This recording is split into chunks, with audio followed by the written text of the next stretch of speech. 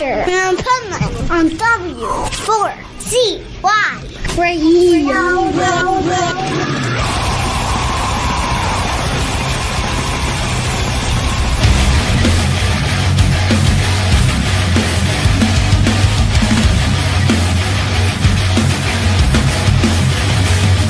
Hey there, it's Pipeman, the Adventures of Pipeman, W4CY Radio, and I am super excited because I am about to witness, and I'm going to show it to you, the long-awaited press conference at Hellfest 2025 of one of my favorite bands, Savatage.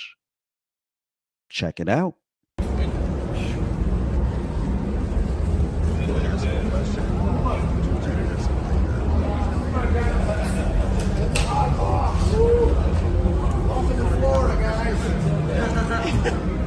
Florida in the house. Florida! First things first. First things first. Do I owe anybody any money? No. Bonjour. Merci. Hellfest. Merci. Thank you very much.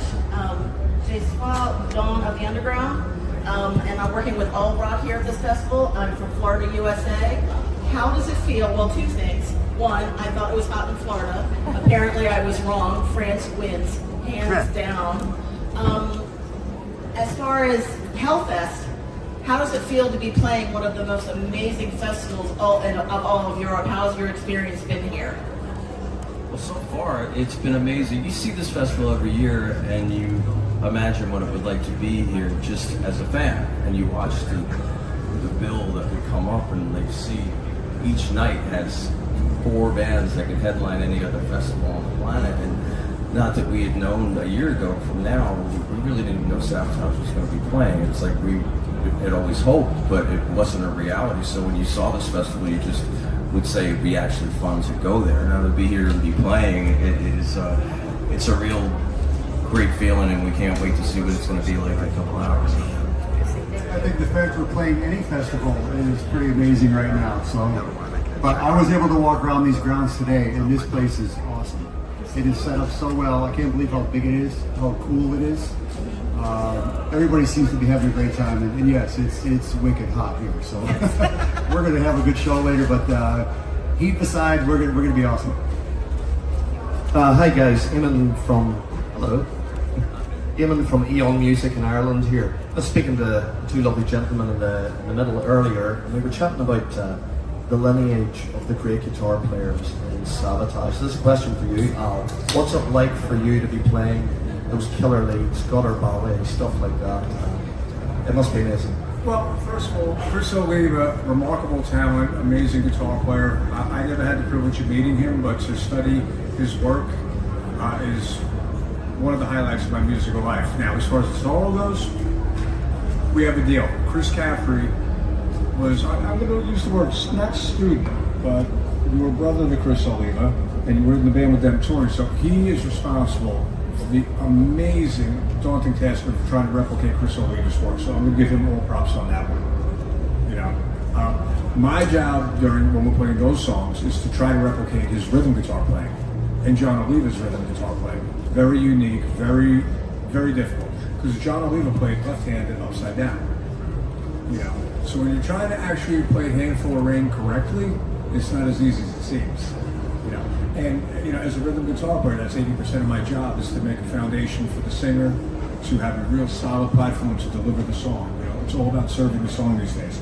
But studying Chris Oliva's work has been just absolutely fantastic. Hi guys, I'm Neil from Total Rock in the UK. There's been talk of new material from Savatage. What can you tell us? We got a lot of songs in the can right now, a lot of demos. John's been cranking them out. There is a lot of material. There's more material coming.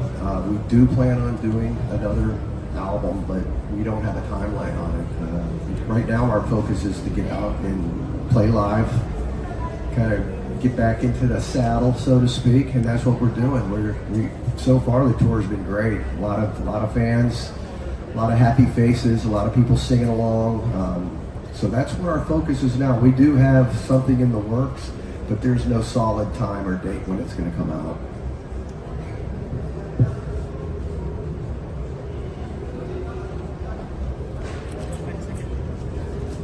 looks like it's me. Hi guys, I'm Elisa from the Road to Rock in the UK. It's lovely to have you over here. Thank you for coming. You guys have such a great history behind you. How have you found the music scene changing over the years, and what is the secret to still being here, still going after all this time? Well, I think the secret is the music itself. You know, what Paul and John and Clisson created years ago is something that's truly unique. Even when they were a four-piece metal band, nobody sounded like Savatage. When Paul O'Neill came aboard, and between his lyrics and his production ideas and adding orchestration and concepts and this and that, regardless of what has happened in the music scene, in the metal scene, whatever scene, Savatage has kind of maintained its own thing. And I think that is really what's helped bring us back right now. That music is just so unique and so true to itself. I can't get over talking about Paul's lyrics because they connect with so many people on so many different levels. We hear all the time about, you know, the song "Believe Saved My Life," etc., etc. You know, we hear that almost every show from several people. So there's something really, really magical about what those guys created years ago. And, you know, as far as us sitting up here, we're all just so fortunate to be part of that and carrying this on. The band has gone through a lot of changes over the years. But one thing that's been true is the music, is the lyrics, and the meaning behind it. And that's why we're here today. We just carried this on. I have another quick question for you. You may, if you have walked around the site, seen the enormous statue of Lemmy here. I'm sure everybody has a Lemmy story. Are you prepared to tell us your Lemmy story? Well, I had the opportunity, we were playing, I think it was Mind Over Matter in Austria in 2001, and I looked on the side of the stage, and Johnny's, one of his first years out with Savatage, the band had toured with Motorhead on the tour. That was his first one, I believe, that he had done with the band, and they loved watching Clisson. And Phil and Lemmy came up to me after the show and they said, "Look, we watched you playing and there's a ghost in you." And they said, "There's only been 11 people in the past that have ever played on stage with Motorhead. We'd like you to be number 12. So that night I got to go in the dressing room and sit down with them and have a shot of Jack Daniels. I think I did Killed by Death, and I got on stage for them, and it was a really great experience. So those guys were really nice. I saw them a lot on the road, so they're really cool. They're great guys. Yeah, my first, Savatage's first European tour, we opened for Motorhead.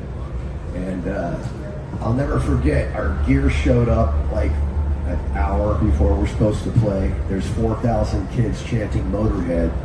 I'm getting Deutschmarks bounced off my freaking head, and we haven't played a note. And so we went into the dressing room and we grabbed the set list and just totally ripped it up. It was like, okay, we can't do this shit, and we ain't get out of here alive. So we started with City Beneath the Surface, and as soon as Chris came out there and did Eddie Van Halen hammer-offs, the crowd started smiling. And after the first night, the guys, you know, when you're in an opening slot, it depends on who you're opening for. Sometimes you don't get a whole lot, and sometimes, you know, they help you out. And Phil loved Chris, and so did Lemmy, and so they were just like, whatever you guys need, just ask. So it immediately turned into like a friendship, and we had a great time. It was on the Orgasmatron tour, and it was our first experience in Europe, and we're opening for these guys, and they literally, he was so nice to us that literally anything we wanted, we needed extra time for sound check, no worries, because it's Motorhead, you know. As good as you are, you're not going to be Motorhead. And Lemmy was sweet to us, and I'll never forget that, because we'd always see him at festivals and stuff, you know, on different bills and stuff. Just a kind of soul, yeah, just a great guy. Dawn from All Rock.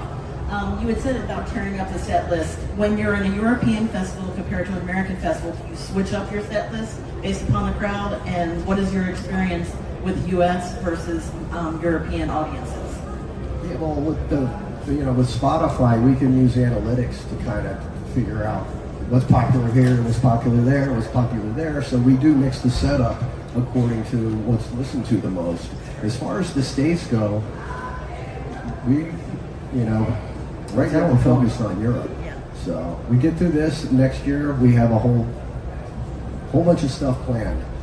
So this is just a kind of a test of waters to see if this would work, and it's worked way better than we thought it would. So next year there's going to be a lot more dates and a lot more stuff going on. Thank you. Was there up there? Was there a chance? Did you ever think you'd get here back to being Savatage, given that the success of TSO, or did the success of TSO prevent Savatage from reforming faster? Look, I always told people that my crystal ball stopped working, so I was just waiting. I was so confident, and I don't know how, that it would happen again, just because, as I said, the music is that strong, and I knew what the fans were like by being a fan. It's like that music never left me when we stopped playing. It was in me stronger than ever. So when I saw the younger kids online, I was like, this music is growing, and I would talk to people. Like my Facebook page first, it went over a couple 100,000 likes on my music page, and it was 20,000 in Syria, and it was 40,000 in Egypt, and it was just all over the world. I was seeing all these people didn't know Trans-Siberian Orchestra. They knew Savatage, they knew that music. So it was like, I was just hoping that one day we'd be able to get back out and be to the places we've never went to before. And this year we went to Argentina and Chile, and we never had a chance to go there. We've never had a chance to be here. So my, sitting there rubbing the rabbit's foot, it kind of worked, and we're back out. I think you got to understand the success of TSO was as much a surprise to us as it was to anybody. We did not expect that to happen, but it did. And you can't fault John and Paul for taking that on, because TSO has become just a huge hit in America. Along with that is the Savatage fan base. They never gave up.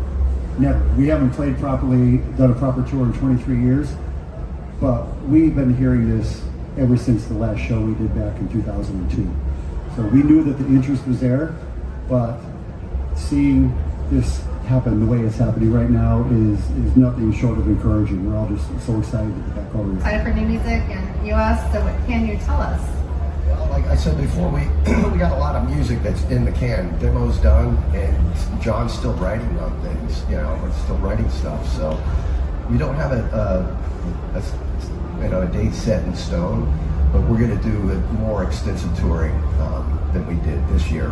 We're looking to hit Asia, do more South America dates, get into Mexico, definitely come back and do the European festival run. So there's just going to be a lot more live dates coming up next year. And now that we're out, we can kind of, get some better slots. There'll be openings, we barely got a bus.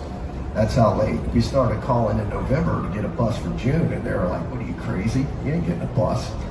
So, it was decided a little late, but it was decided, and here we are. Next year's going to be even better.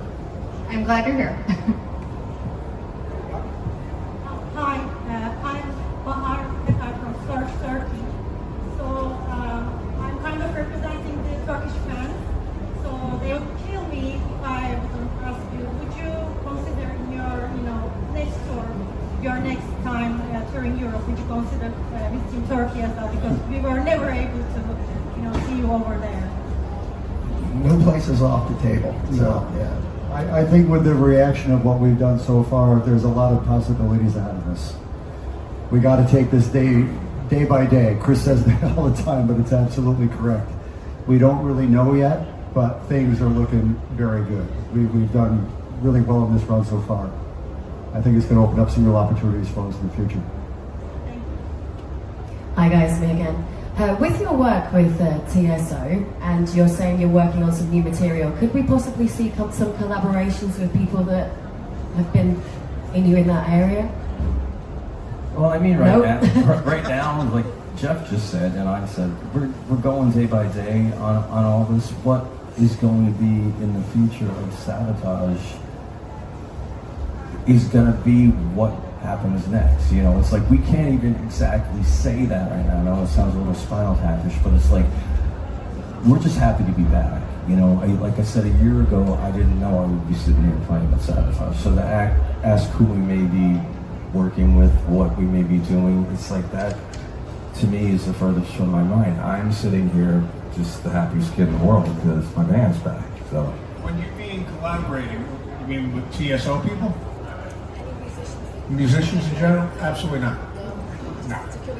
No. This was started out as a 4-piece band in Tampa, Florida, with the chemistry built in, and it grew up into what it was with when I joined last. You know, I'm the new guy in the band 30 years later. And with Paul O'Neill, and the chemistry that exists within this group of people is unmistakable. One more element comes from the outside, it ain't the same chemistry. You know? So, we're talking a lot about the future. I'd like to ask about your immediate future, and I'm talking about once you play your set, you're going to stick around, see some of the bands, you're hanging around for Hellfest for the weekend, or no, or just for unfortunately, today? we're gonna, as soon as we hit our set, we gotta jump on a bus and make it to where we're going, Brussels. Yeah, we got to go. Grasshopper. Yeah, we got. And we're barely gonna slide in, you know. So I know that we'll finish up, we'll towel all off, you know.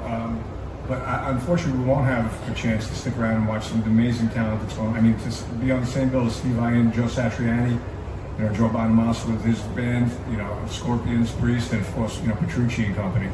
You know, we'd love to stay all night and hang out and witness this, to be part of this. But dude, we got to get to Grasshopper real quick. Maybe one of the last questions? Yeah, anybody else? Or not? No, we're good? All right, the Easy Bake Oven is now closed. Thank you, guys. Thank you all. Thank you, guys.